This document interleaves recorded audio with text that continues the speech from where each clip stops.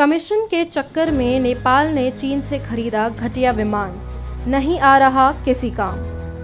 नेपाल के प्रधानमंत्री केपी शर्मा ओली इन दिनों चीन से संबंध और घनिष्ठताओं को लेकर अपने ही देश में घिरे हुए हैं। ऐसे में 6 साल पहले नेपाल सरकार की तरफ से 6 विमानों की जो डील चीन से की गई थी, उस पर विवाद शुरू हो गया है। द काठमांडू पोस्ट की एक रिपोर्ट के मुताबिक जिन विमानों का बांग्लादेश ने साल 2011 में घटिया बताकर खरीदने से इनकार कर दिया था, चीन ने उन्हीं विमानों को 2014 में ऊंचे दामों पर नेपाल को बेच दिया। इसमें वहां सरकार की भूमिका पर लोग सवाल खड़े कर रहे हैं। द काठमांडू पोस्ट की एक रिपोर्ट के मुताबिक नेपाल एयरलाइंस ने जो 6 विमान सरकारी समझौते के तहत चीन से खरीदे थे, अब उसके परिचालन को रोकने का फैसला किया है।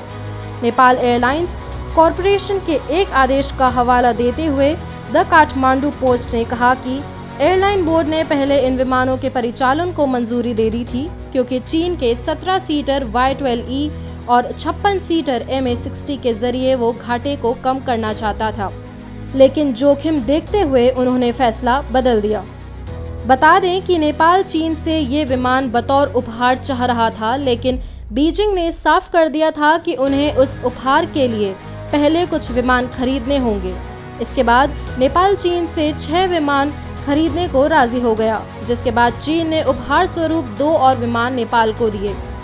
सौदे के हिस्से के रूप में नवंबर 2014 में काठमांडू के त्रिभुवन अंतर्राष्ट्रीय हवाई अड्डे पर 2 चीनी MA60 और 4 Y12E विमान पहुंचे।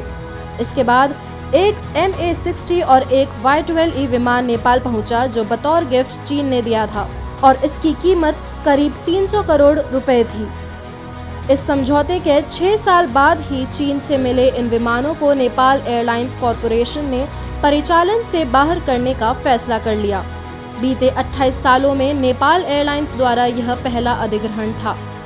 नेपाल एयरलाइंस बोर्ड के सदस्य अच्युत पहाड़ी ने द काठमांडू पोस्ट को बताया कि विमान नेपाल के लिए फिट नहीं था, लेकिन सरकार ने इस सौदे के लिए एयरलाइन को मजबूर कर दिया था।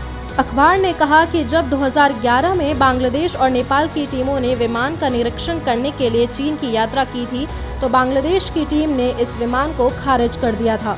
काठमांडू के विशेषज्ञों ने हालांकि इसकी सिफारिश की थी।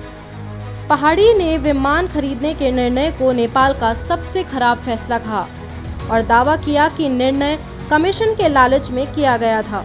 अब इसकी कीमत नेपाल एयरलाइंस चुका रही है। उन्होंने कहा कि इन विमानों को उड़ाने का मतलब है घटिया सामान के लिए अच्छी कीमत देना। पिछले साल एक ऑडिट रिपोर्ट में कहा गया था कि चीनी विमानों की वजह से नेपाल में तब से भारी क्षति हो रही है जब से पहली बार इन्हें खरीदा गया था। नेपाल के नागरिक उड्डयन प्राधिकरण के पूर्व महानिदेशक संजीव गौतम ने पोस्ट में समस्या के लिए संबंध किए समस्याओं को जिम्मेदार ठहराया है। उन्होंने कहा, बीते 6 सालों में एयरलाइन ने इस विमान के लिए कोई पायलट तैयार नहीं किया और जिन्हें पायलट के रूप में पदोन्नत किया गया था, उन्हें उस कंपनी में एयरबस जेट उड़ाने के लिए दे दिया गया।